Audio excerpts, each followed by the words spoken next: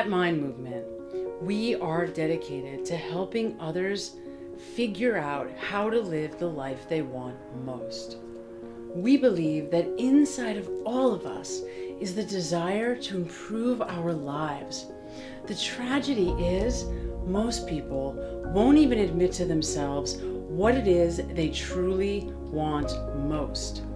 Instead, they settle for what they think they can have. That's what we call the limitation mentality, setting limits on what is even possible for our lives.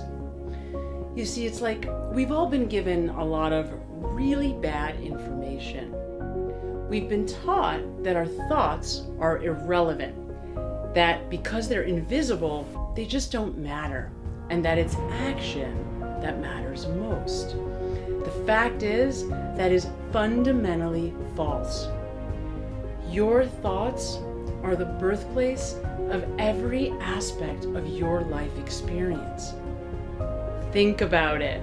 Your thoughts are the only thing, the only constant that will remain with you every waking moment for the rest of your life. So how do you talk to yourself? Do you encourage, uplift, motivate? Or do you nag, shame, doubt, criticize yourself? Spend most of your time replaying nightmares from the past or worrying about something that hasn't happened yet. As a career mental health professional, I believe that anxiety and depression are like a plague of our modern time. Most of us think nothing of shredding ourselves to pieces in our inner dialogue, and then what we don't realize is that it's the quality of our thoughts that are keeping us stuck. You see, the mind and the body are a system that work together to create every aspect of our life experience. Once you understand how that system works, you can reprogram it on purpose to deliberately give you the life you want most. Now, luckily for us, there are those among us who have figured out the formula, and that means that anyone, and I truly mean anyone, can do it too. I know, because just like the rest of us, I too believe that I was probably going to have to settle for a life of mediocrity. Sick and tired of being so unfulfilled, so unhappy, I fought and I overcame drug addiction, eating disorders, anxiety, and depression, and ultimately reprogrammed my inner dialogue, my brain, to give me the freedom that I was after most. Since then, I've dedicated my entire life to helping others figure out how to do the same. Oddly, we all accept that we have to be taught to do just about everything. We have to be taught to read, to write, to walk, to talk, and yet, for some reason, we think we should just intuitively know how to live a happy and successful life. The reality is, we have to be taught how to do that too.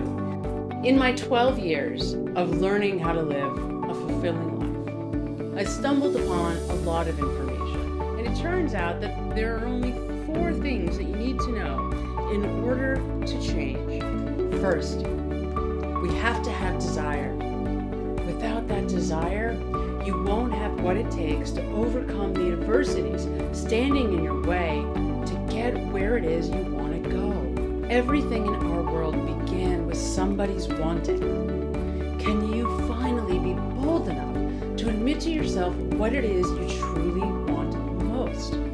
Second, we have to have the right information. We have to have knowledge. Whether you want to learn a new language or finally have the body of your dreams, you have to find the right resource for that information.